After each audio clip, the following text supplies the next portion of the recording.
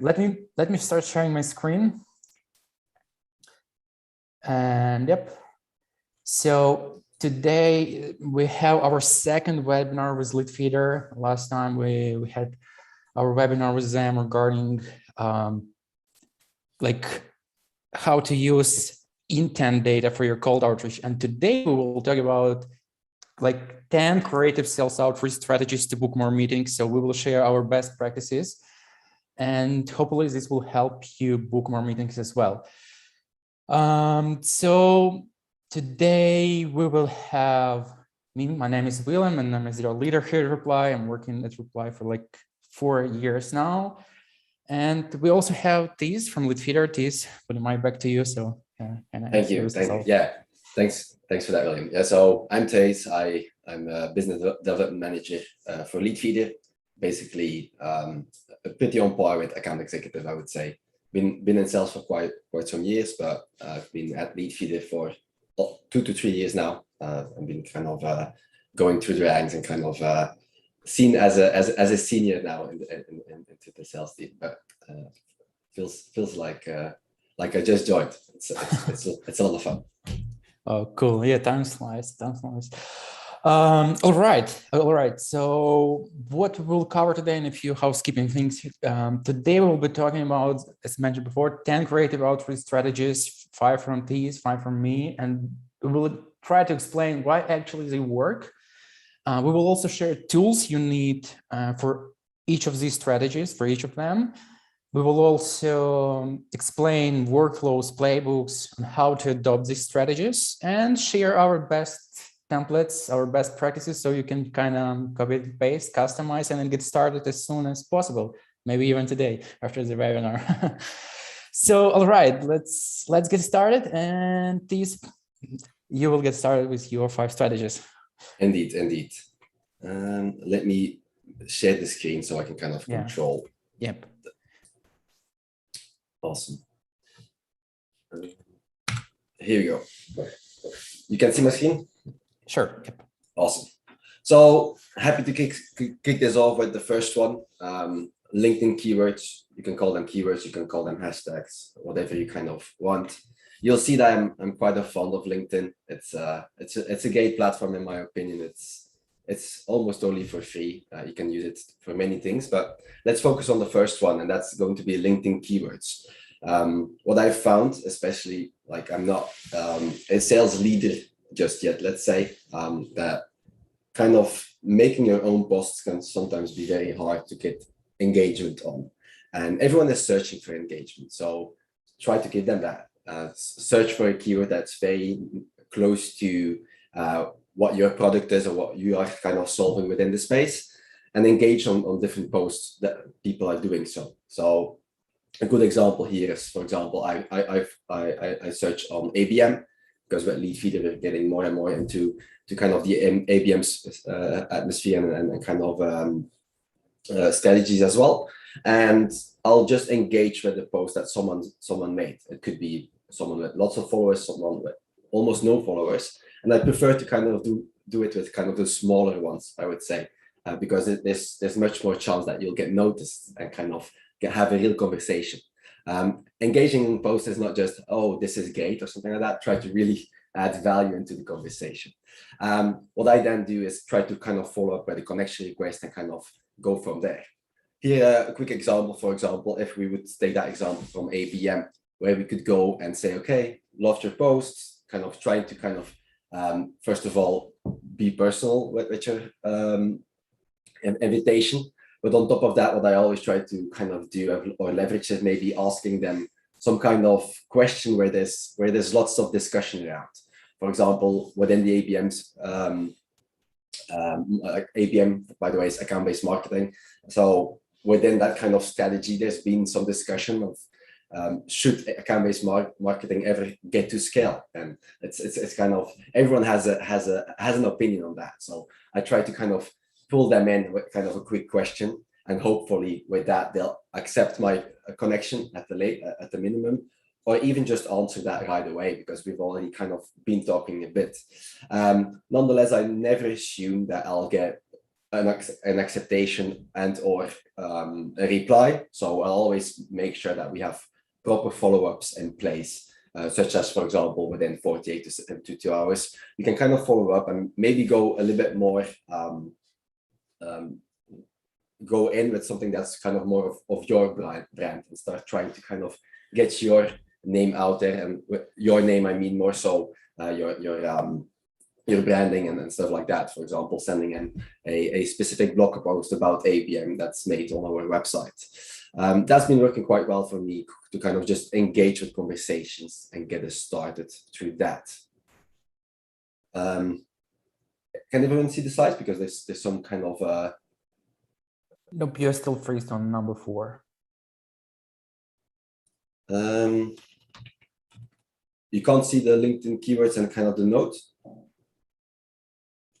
Okay, let's go back to the presentation mode. I really prefer to see it full screen, but it seems that it's not kind of moving. So let's see. Can you guys see it now? The LinkedIn keywords and kind of the invitation note and You're on slide number 4. Okay. Like just at still that on line. number 4. Yep.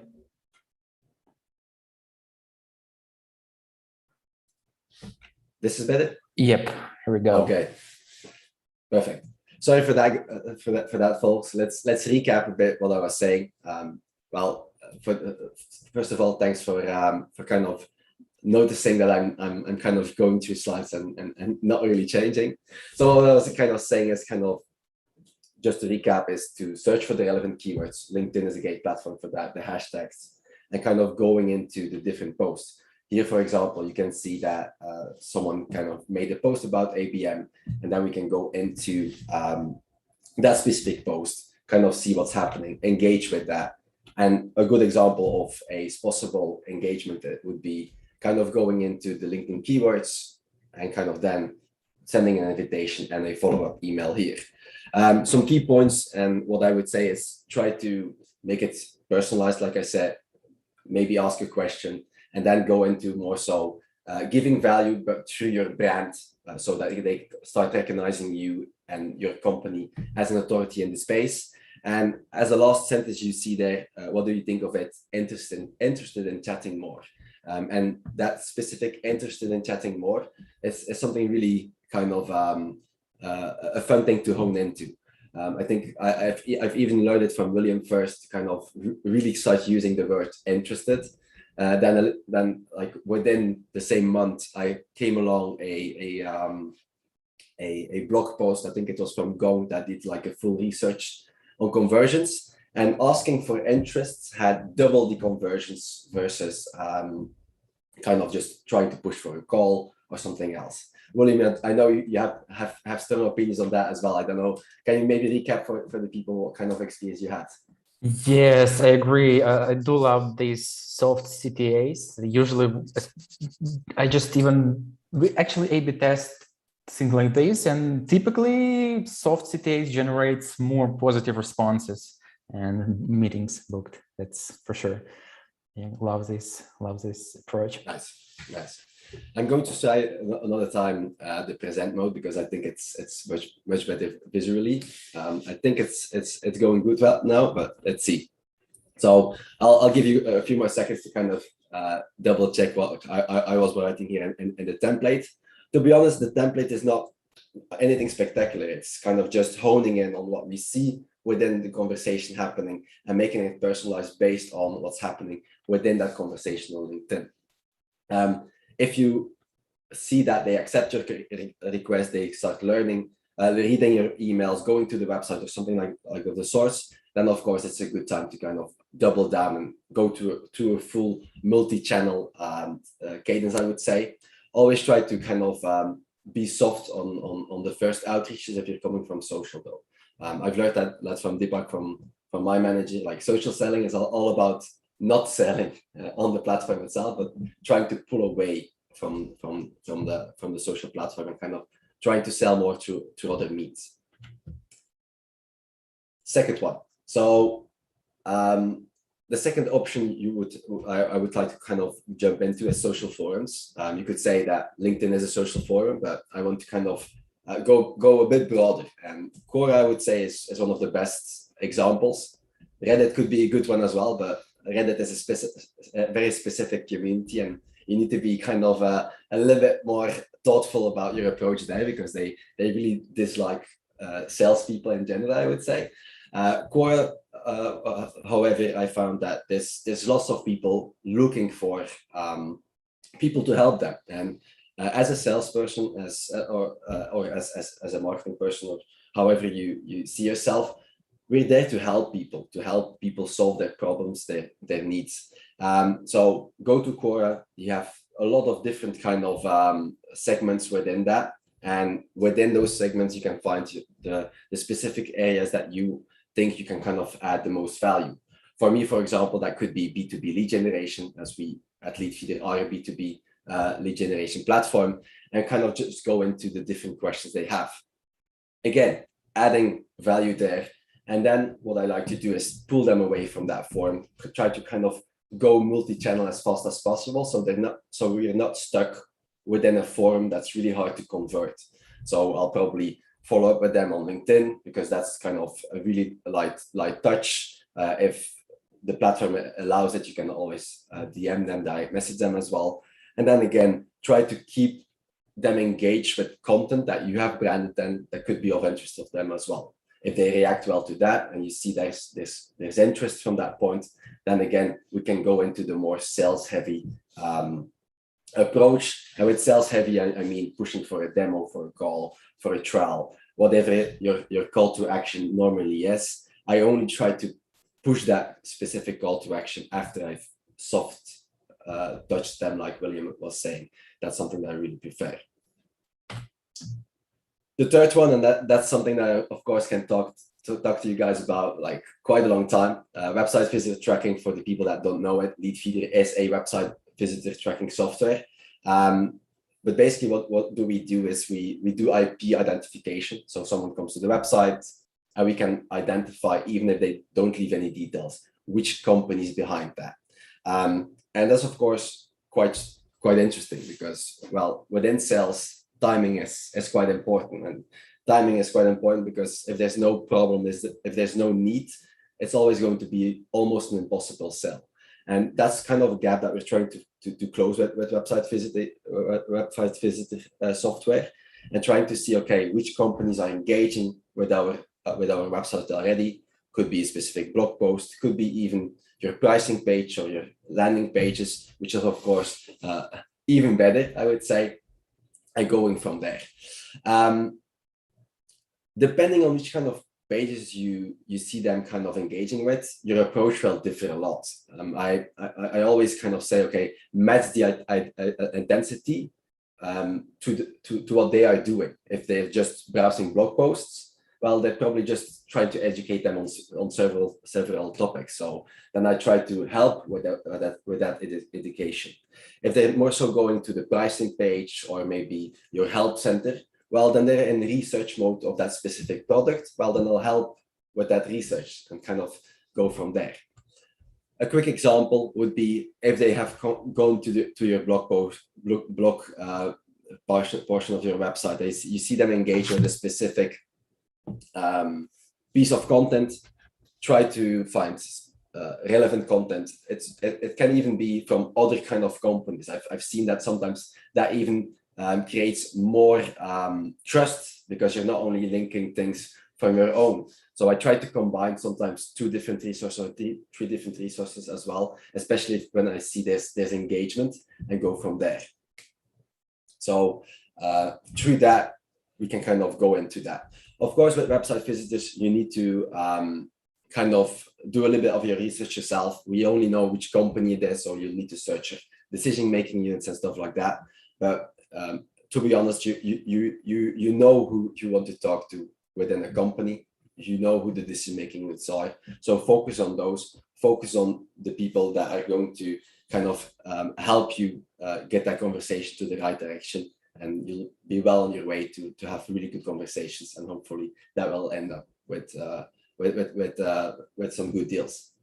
William, anything to add here? I know you guys are using IP identification software as well. Yes, this is also one of our most successful strategies so far for outbound and even for inbound as well, in middlebound too. Also, we use it not just for sales and SDRs, but for partnerships. We can kind of identify companies that visit our partnership pages, and we use it for business development too. So tons of possibilities with tracking different pages. And my biggest no here is to do not mention the reason for outreach, something like, hey, I noticed that you kind of visited our website and did this and this, X and Y. So yeah, you should be very careful with reason for outreach in this particular case. That's yeah. It's tempting to just say that but that's kind of like there's a saying, use the information, not abuse the information. And that's kind of where I think that falls under. You can use the information, use the insights, but if you say outright why you're reaching out, then you're kind of abusing that information, I would say. Okay, to go to the fourth one, and I see that we're getting lots of questions. Please fill in them within the Q&A, and we'll try to handle all of them at the end of the webinar. That will be a little bit more structured, I think. So there's a portion for Q&A.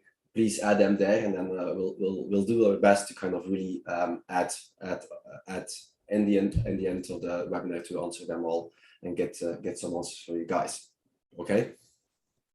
So the fourth one is kind of similar, let's say, as the first one I did on the keywords, but here we're kind of using influencers and piggybacking on top of that. I'm not a copy person. I don't really like writing, so I have a really hard time making posts on LinkedIn. It's something that I need to work on. But I still need to work on it. That's a totally different subject. But nonetheless, while we're working on that and while we're kind of expanding our network, try to piggyback on top of influencers who already did everything that you want to do and kind of are creating value for lots of people. What I mean with that is follow a specific person. Like if it's an influencer, don't send connection requests. They'll not go ahead with that. So just follow them and try to engage with their content as early as possible when they post. Why? Well, the earlier you engage with it, the more chances you'll have that people will see that specific message and even go to your profile.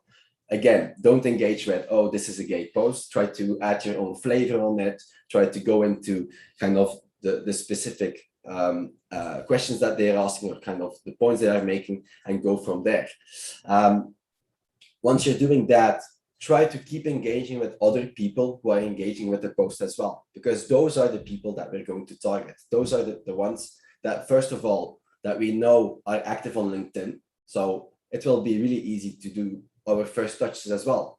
Like it's always great to find great companies, and then you start looking on LinkedIn, and then you see they have a profile on LinkedIn, but maybe no profile picture, like 10 connections. Then, you know, like if I send a connection request to that specific person, I'm not going to get any response. But if you're focusing on people who are engaging with posts on LinkedIn, there's a really high chance if you then engage with their profiles, then send a connection request to them and kind of start going into the conversations they were having within that post, but then on a personal level, there's a good chance that they will accept that and go into that.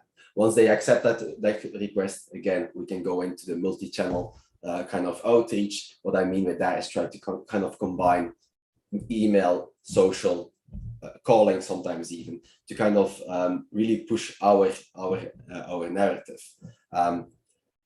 Of course, again, they're just engaging with content, so try to again match that intensity. We're going to share value, give first, ask later, and then kind of build a relationship on top of that. In the end, sales is just having conversations and talking to people. So don't forget that, and don't just send a connection request with your calendar link or something like that. That's too pushy, too direct most of the time. Okay. And as a last one that I wanted to kind of go into, and this one I really like, and it can apply to lots of people. Like it's good for outbound, but it's good for inbound people, in my opinion, as well. Trying to reactivate some deals or kind of make a difference. What I like to do is I really like to track the people who have switched jobs or have gone through an internal promotion. Why? Whenever that is happening, there's two things that have a high possibility. One, if there's, especially if they're switching jobs, then there's new budgets that kind of have opened up. Like if you hire, for example, a sales manager, then there should be kind of a budget for that sales manager as well to kind of prove his value. So that's the first thing. Secondly, when someone has a new job or has gone through an internal promotion, well, they want to make impact. So yeah, there's nothing like if you're a new sales manager, you want to make your own stamp. So if you can help them with that, go into that specific conversation. Of course, again, timing here can sometimes be difficult. I've noticed, for example, if you see them, for example, they change their job within LinkedIn and everyone is congratulating them, they get lots of messages and they're probably going through a heck of a time already, kind of transitioning and doing all that. What I'll do is, of course, I'll be there as well, I'll congratulate them. But then after 2 to 3 weeks, I'll reach out to them and kind of be, oh, hope you have settled down quite well within your new job, XYZ. Maybe it's a good time to kind of reconnect. If they already bought your product or used the product within another company, then of course that's a really easy kind of connection to make. If it's more so a company, so for example, I have a company now, a pretty big SaaS company, and they started this trial with Leadfeeder. It didn't end up going through because they couldn't find the budget for it, let's say. And suddenly I saw someone from my network go from just a data analyst to director of data. Well, that's amazing. So I reached out to them, congratulated them, and 2-3 weeks later, I kind of messaged them and say, oh, what kind of new responsibilities are you looking at? What are kind of your short and your long term goals? So exciting for you, etc., etc. And he's very excited. So he just started sharing everything that he wants to do. And then I just needed to piggyback on top of that and kind of outline, oh, you're trying to do this and this and that. Try to add value, even like not attached to your product, but try to kind of combine different tips or things that you know. And suddenly 2 weeks later, he was on a new trial at Leadfeeder, and hopefully he was going to come back to me today or tomorrow. So fingers crossed all, and we'll see if that specific one will work out. But nonetheless, that's just one example. There's many ways of kind of doing this and kind of getting success out of that. So those were like my 5 ones. William, I'm not going to spoil the next one, but we have one poll that we were planning to do. So I would love to kind of hear if you guys are using any of these strategies already, and if you're doing so, tell me which one in the chat. That's going to be quite nice. Quite nice. To hear. Let's discuss these 5 strategies. Personally, the last one is super cool. Personally, we haven't implemented it yet, but it's our next big thing, because sounds like this particular strategy, number 5, might be the biggest new like playbook that can generate lots of demos for teams. You can use tools like UserGams and Sieve Data plus LinkedIn tracking. There is filters that allows you to track job changes. Yeah, if you have LinkedIn Sales Navigator, you can kind of just create a list for yourself. Of course, that's again a paid service. What I did in my previous job, where I was kind of on a budget, let's say, I just had an Excel sheet of the best kind of all my champions, and I just went through it once a month. I know it's not perfect, but sometimes you just need to do what you have, and if you can show your sales manager, your leadership team, okay, I've tried this in the budget way, and like this is the XYZ result, and I think they'll happily try to get you some budget to make it more scalable. I don't know what you think about that, William. Yeah, cool. So yeah, we have poll results, and it sounds like 60% of us have tried a few of these strategies, and 40% haven't tried nothing yet. But yeah, we can do this. So basically, they like LinkedIn, job changes, website tracking, job promotions, almost everything. Yeah, cool. Nice, So nice. yeah, nice. Yeah, let's keep the momentum. I'll stop sharing, William, and go ahead and go into your 5 ones. I'm excited to hear more. Yeah, let's go. Yeah, let me share my screen too. All right, so perfect.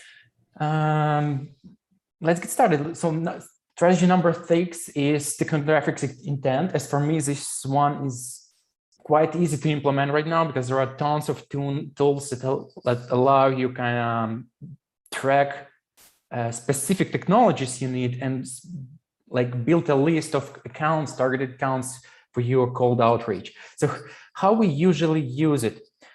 There are 2 types of sequences we can rely on here. First of all, for example, let's imagine you have a web development agency focused on Shopify. So you can, instead of focusing on all e-commerce stores or e-commerce platforms out there, you can just download the list of accounts that use Shopify specifically and be super targeted. And you can use it information in your template.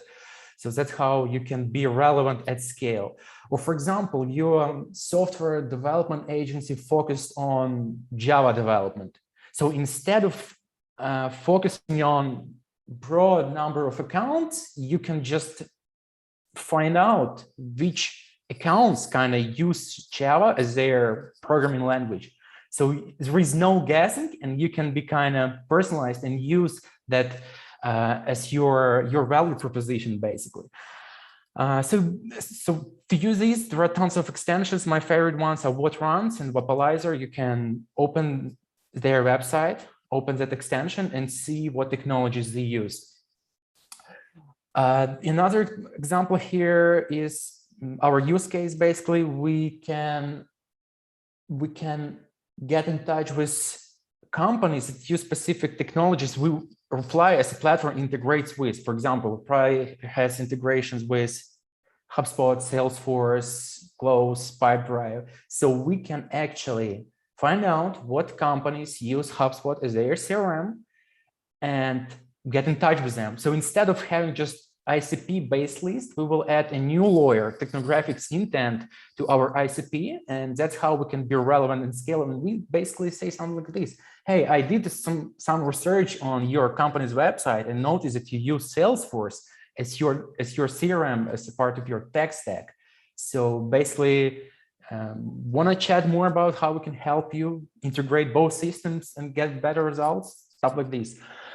And it helps, and it typically generates higher responses in comparison to our typical outbound sequences.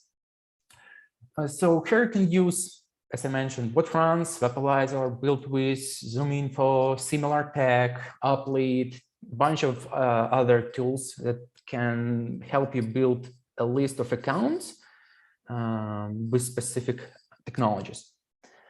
Hiring intent is another great strategy for me. Here's how it works. It's not the same as these mentioned. Instead of monitoring champions or influencers, you can kind of track accounts that currently hiring new employees or specific job titles.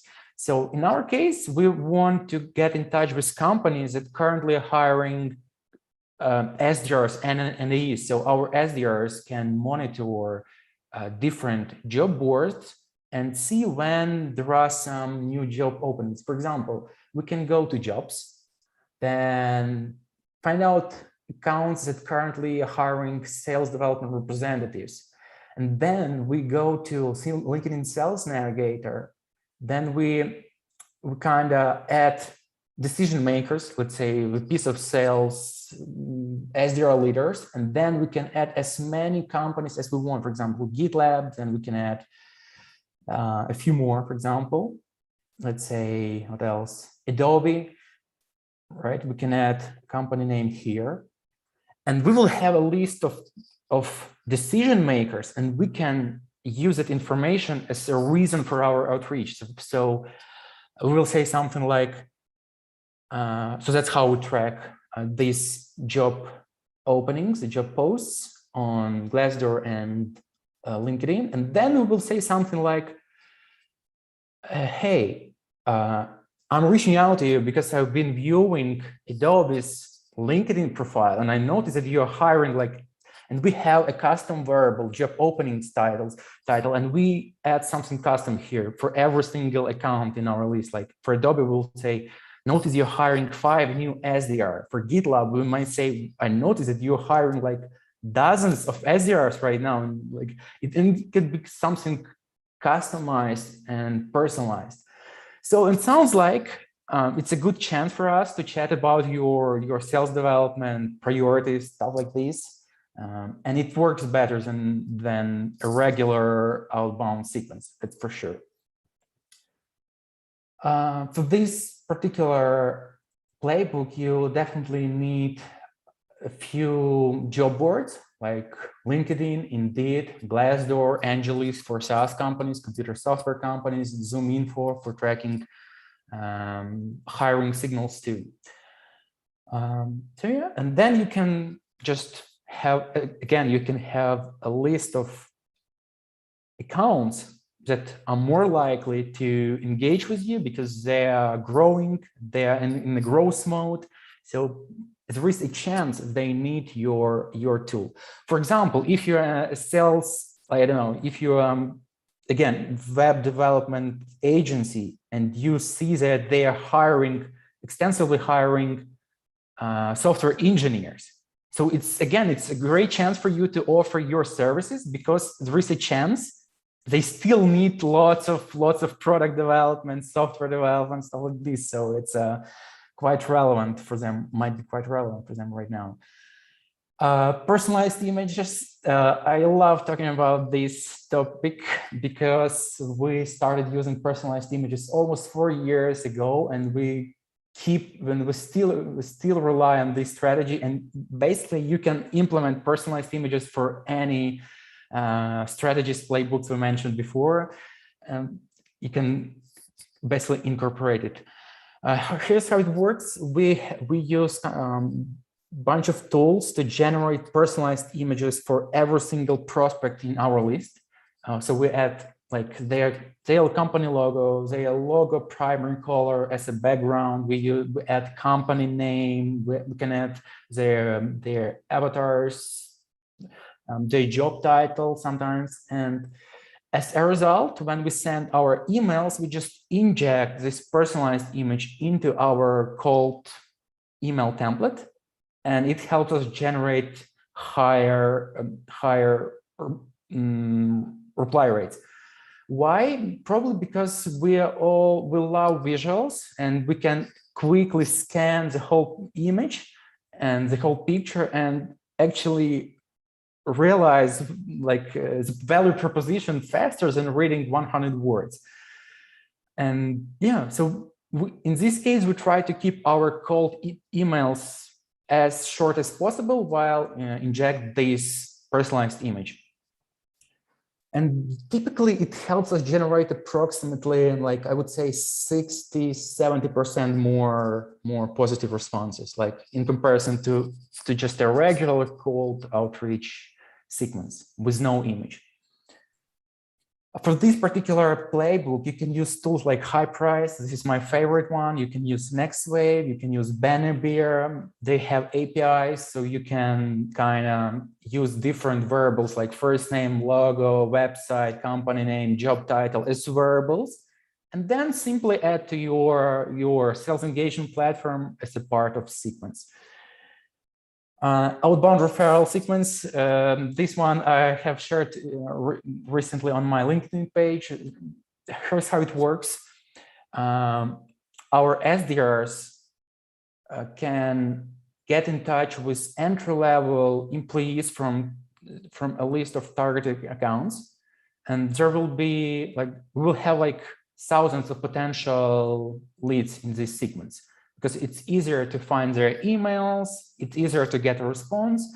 So we actually use two filters: seniority level, entry level, function. In our case, it's sales, business development, sometimes marketing, recruiting. So we just download the list of potential prospects from this search, and then we add them to our outbound referral sequence. And we say something like this: hey, reason for my outreach is I noticed you're an SDR at company name.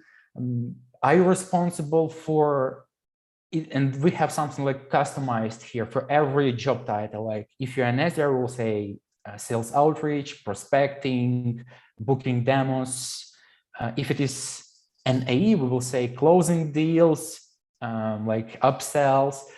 And so they will see something relevant to their job title. And then we will ask, our call to action will be about like, will you and or your colleague find 15 minutes next week to explore it? Otherwise, who would be the best person to talk about sales engagement or prospecting at company name? And typically they kind of refer us to a decision maker. So once they do this, we have another sequence. We call it refer to sequence. And now we add the decision maker and say, hey, I was contacting one of your colleagues. If they ask us not to mention their name, we will skip it. If they're okay with it, we will say, hey, I was contacting one of your SDRs, full name, about opportunity of automating your sales communication, or like booking more meetings, closing more revenue. And you were suggested to be the correct contact for that. Can we chat about this? And yes, sometimes they say, yes, let's chat. Sometimes no, we're already covered, and not now, we're not in the market, stuff like this, but it works quite great for us. Tools, you will definitely need sales engagement or CRM. You will need LinkedIn or Clearbit, Cognism, ZoomInfo, Uplead for finding actually any tool that can help you filter based on seniority level, like entry level or manager or VP, a C-suite, stuff like this. And the last one, it's also great opportunity for our SDRs to kind of re-engage our CRM and book more meetings. So we every 3 months, let's say, or every 2 months, we export almost all leads or prospects from our CRM. We add some additional variables for our outreach, and then we just send them less personalized but still relevant emails, asking them, hey, something like this, hey, I'm writing in because I noticed that recently you spoke with my colleague, or recently you had a demo with us, recently we chatted about XY, but we haven't had chance to like get in touch with you. Maybe we can chat right now. And typically we can generate additional 10, 20, sometimes 30 additional meetings from this particular playbook. And reply rates are also great in this case.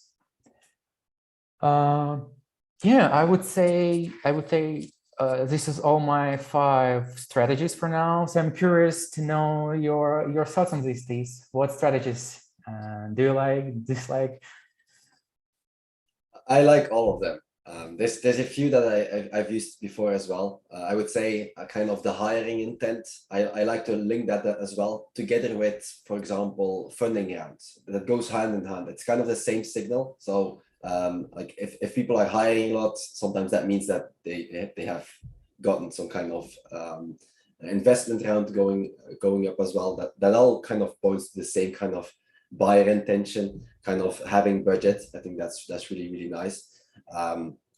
What I like as well as the personalized images. I think you guys have really nailed it. I've been doing kind of a little bit of gift making myself. Like I have one email in my sequence that I sometimes use, and it's kind of a give of me kind of sharing like I can help. And I've got a lot of like really good responses just by that really simple one. So for people what can maybe like wanting to test the waters, like you can maybe just start off with something really simple. But I think what William and his team has made, and how far you guys have taken this, it's logical that this is kind of adding so much conversion rates. Yeah. Really nice, really nice. Cool. I need to try it as well. Yeah, cool. Yeah, it's definitely a great chance to increase your reply rates, and luckily now we have like tools like High Price, Banner Beater, so it's easier to kind of implement this strategy. Another thing about hiring intent, you mentioned you like this strategy. If you don't like actually track specific job titles, hiring like job openings for specific job titles, you can use account filter on your sales navigator, department headcount growth, and then you can choose, let's say, I don't know, business development, and then if they kind of have a growth from 20 to 100%, more than 20%, you can get a list of accounts that have a high growth rate on this particular department. So it might be easier for you. Maybe if the team goes, then they'll probably need some extra things. So especially like if you're talking about, for example, about a CRM, a sales engagement platform, or something of the sorts, the bigger the team becomes, the bigger the budget, the bigger the problems sometimes as well will happen. With everything at scale. Cool. Yeah, great. What about re-engagement? Re-engage your CRM. Do you use something like this at Leadfeeder? Yeah, well, the funny thing is I'm just in the process of building out the full cadence of re-engaging our CRM. We of course do this already, but we want to be more strategic with this. So we're now, what I'm now doing is every time someone comes back to the website that we have in the CRM system, I'm launching them a new email campaign.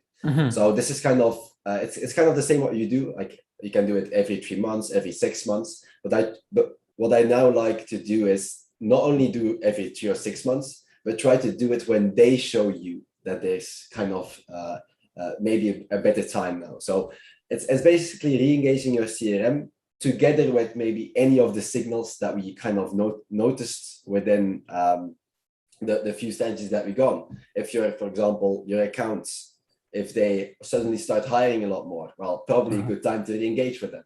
If they start kind of showing up on one of your tracking tools, well, probably a good time.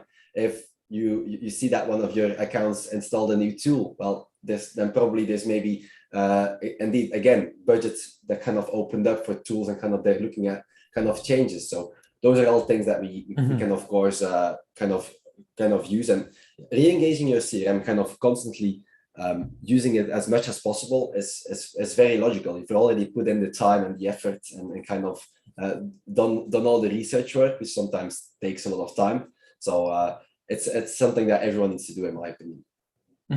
Cool. Yeah, cool.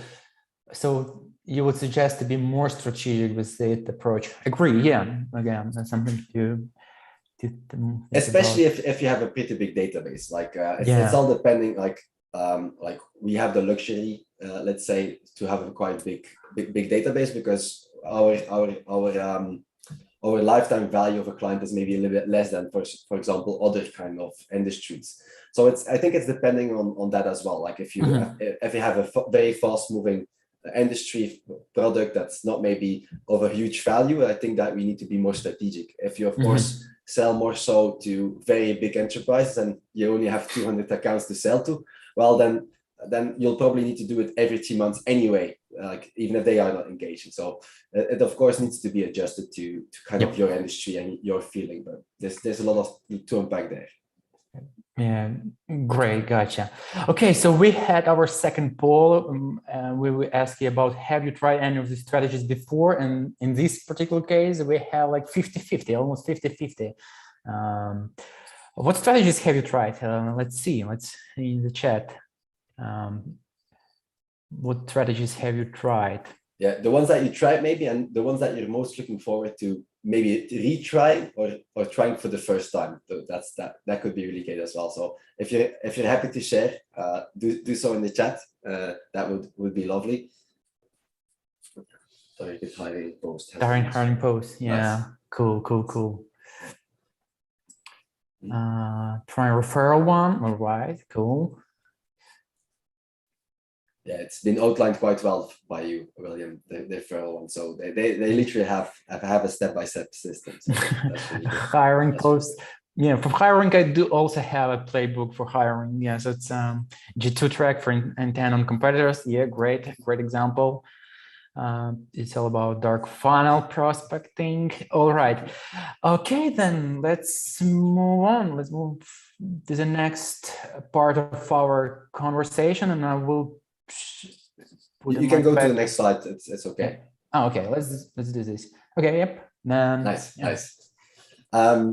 So I always like to recap a bit what we've been saying, kind of maybe give you guys some general pointers whenever we're doing any kind of strategy. You maybe noticed, but I'm really of the opinion that we need to lead with value, and there's a lot of spam and a lot of people kind of doing kind of outbound in a very aggressive manner, and because of that, people don't always like outbound salespeople and outbound efforts because they've been put into a bad kind of spotlight sometimes. So we need to try to change that narrative, and in my opinion, the easiest way to do so is to lead by example and lead with value. I very much try to kind of do a give first, ask later mentality.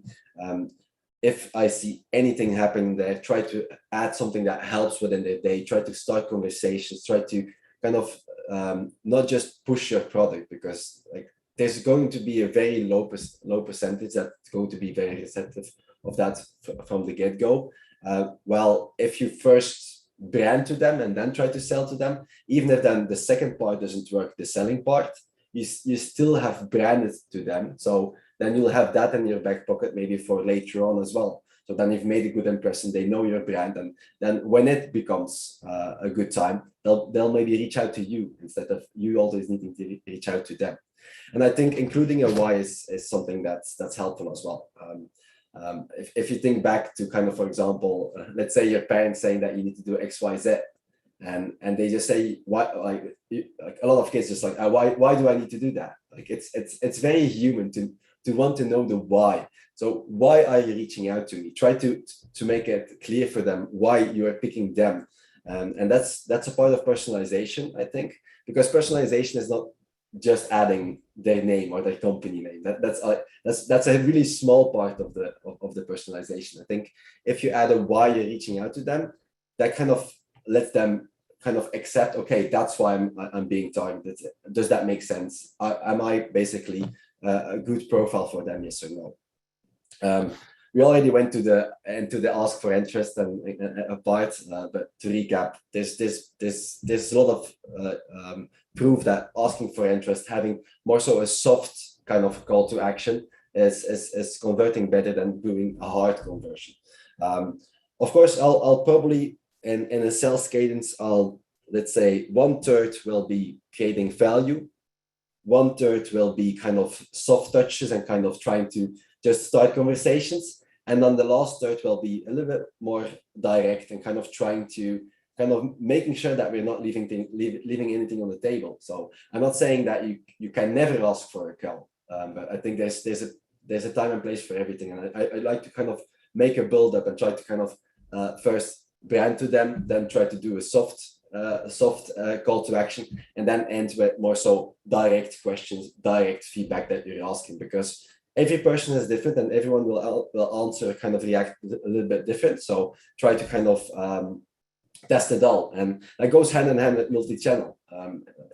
Being multi-channel, which means you're not only using email, you're not only using social, you're not only using call, but you're combining all things together, will give you the best conversion rate. Why is that? Well, basically you can't know which channel they prefer. Okay, it can be that you see them engaging on LinkedIn and you try to engage with them on LinkedIn as well. but they don't answer, and you email them, and they will answer through email maybe. Or maybe you need to call them because they had a very busy week and they forgot about your email, or they just don't answer emails from strangers. But sometimes if you call them, you can kind of break through that initial barrier that they have. Of course, everything takes time, especially if you think, for example, about calling. You know that some people are not always that fond of calling, because it's a hard thing, especially with a lot of people working from home. Sometimes you're not getting too much connects, etc. Again, I think if you preheat your calls with leading with value, etc., you'll have a better time connecting with them. And whenever you connect with them, the conversation will be much easier as well. I hate it as a junior salesperson. I kind of, in my first jobs, I just got a list of companies and I just needed to dial. A glorified call center I was basically. But once I kind of changed that, I kind of send them an email first with kind of a piece of content and then call them afterwards. I could refer back to that. I can kind of start an easier conversation instead of kind of out of the blue. I could say, oh, I'm calling from XYZ. I send you, let's say, a sales cadence template. Have you been able to use it? Like it's a really easy question. Everyone can answer that. It's totally not salesy at all. You're trying to add value there. And then as a last point is track everything, because what we're saying here today can apply to you 100%, but I'm 100% sure that there's going to be a lot of people that can say, no, that's not true. I noticed XYZ. And I'm not going to say that we know everything, not at all. The only thing that I know is if you track something that you can improve it, and you can go into that. And William has a little bit more thoughts about that. So I'll hand it to him to kind of tell him how they track things and kind of what to kind of track. Yeah, thanks. Totally agree with your points here, especially on why. So basically, yeah, when you know why you get in touch with them, you can use that information as a reason for outreach and actually use it as a sentence for your template. Reason for my outreach is that I noticed you're hiring new SDRs. You you just changed your job or something like this. Just maybe you can be more creative than right now. But yeah, it can be your reason for outreach, and probably it should be. So now let's talk about track and improve. So today we shared 10, I guess, great strategies with you, 10 playbooks with you. And it's now when you probably, when you give it a try next week, next month, you probably want to kind of track these results. You will probably try most of them, and you should be very strategic about it. You should track all the strategies, because some of them may work for you, some of them may not help you at all. And so at this point, you need to kind of analyze your open rates, your reply rates used for this sales engagement platform or CRM, A/B test everything, subject lines, your templates, call to actions, as Thies mentioned, super cool inside here, use like soft CTAs and more formal and direct CTAs, because all people are different. Some of them kind of likes to be polite. Some of us likes to be more direct. So yeah, and then take into account different channels like emails, phone calls, LinkedIn touches. So and what Thies also mentioned, if you can measure it, you can improve it. So so I would suggest you to give a try to majority of these strategies, then figure out top 3, top 5, and implement them as a part of your playbook, as a part of your daily routine. You don't need all of them, maybe 2, 3, 4, and I think this will help you get like additional meetings. That's for sure. All right, that's it from us. We have the last poll for you, the last question. Let's see, what strategies did you like the most? What is the most appealing for you? It's going to be awesome to know. Probably we will need, I don't know, more detailed webinars, more detailed playbooks, templates, whatever it is. Indeed. By the way, what do you think? What are the most Like in my opinion, the personalized images is something that for me was kind of the biggest learning point, I would say, or kind of something that I've not seen a lot of companies take that far. Like the concept itself is really great, but the way you've implemented it, which is of course always kind of the big thing, that's what I really like, and kind of going very, very personalized, and even kind of figuring out how to do it some sort of way at scale, or like at small scale maybe, but like still having it like there's tools now out there, like you said, William, and stuff like that, to kind of make sure that that's going quite well. Let's see. Right. I'm not sure. Have we started our poll? Yes, we just got the results in, and it seems like a lot of people are kind of into the personalized images as well. I think. Personalized images. Okay. Yes. Almost 50% kind of recognize that as one of their most liked ones, and then we have the tech promotion job switches as a somewhat close second, let's say, and then job changes. Kind of, yes, indeed. Oh yeah. I guess that's cool. Yeah, that's something that you said, William, that you want to get into as well. Yeah, so I think it's really nice to see that. Like I'm going to take something from you, William, and kind of get back to the team, and vice versa. And I think both kind of like and our participants today kind of have the same idea. So keep us up to date on how you guys are kind of doing this, and like if anyone kind of come back to me in 1, 2, or 3 months, and can tell me that they close the deal, then that would be spectacular. Yeah, cool. So yeah, we still have 3-4 minutes. Okay, then thank you everyone for joining us. Let's stay in touch. Feel free to scan our QR codes, our LinkedIn profiles. Super happy to be a part of your network, I guess. Indeed. So, and yeah, let's answer a few more questions before we end the webinar. So let's see. I see that. Go ahead. Yeah, I see that there's a few Leadfeeder questions specific. Cool. Don't want to be too salesy today.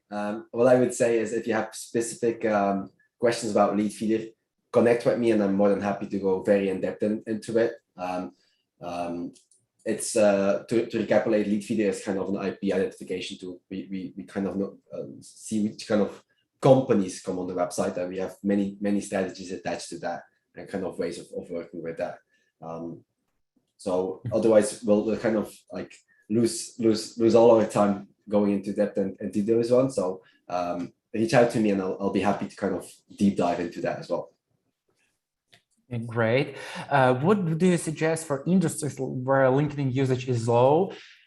I'm not super experienced here, but I will suggest you probably company changes, company growth signals. They still have their company LinkedIn pages, I guess.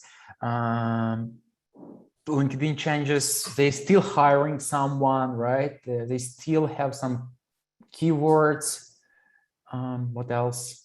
Yeah, there's many things, I think. What we've been doing, for example, is using direct mailing as well again. And that's been working really, really well, especially for industries who are kind of like probably people who are maybe less tech savvy or less online available. Like you're saying now, like they're not much on LinkedIn. We use Reach Desk, for example. It's a platform to kind of send direct mailings, but I've done it manually before as well, kind of just write even kind of a letter, kind of just mail it. Like it's something that no one does anymore. So if you can kind of send them a letter in the mail, like that's going to kind of disrupt a lot of what other people are doing. So maybe that's something that you can test out yourself as well. For us, direct mail has really made a huge impact. We have a really high conversion rate on people that we send it to. Of course, it's an investment, so it's kind of always kind of looking where we can use it. We use it more so for re-engaging or engaging with bigger inbound deals at this time, but you have lower kind of costs direct mailing, such as let's say just writing a letter or something like that. That is kind of possible for a lot of other people as well. Yeah, cool. Yeah, direct messaging and direct outreach is also great opportunity. All right, sounds like we is sales now worth it for an SDR? That's it's, I would say it's still number one from majority of SDRs. Oh yeah, it's definitely worth it. I think it's definitely worth it indeed. But if you're not getting it through the line, I would say you can still hack your way around a lot of things and use Google and kind of specific Google taglines and stuff like that to search within LinkedIn. That works still quite well. So if you use Google search in a more advanced manner, you can kind of break through some of the LinkedIn search limitations that you have when you don't have email. So that's maybe something to kind of keep in mind as well. Okay then. Thanks, Steve. Thanks everyone for joining.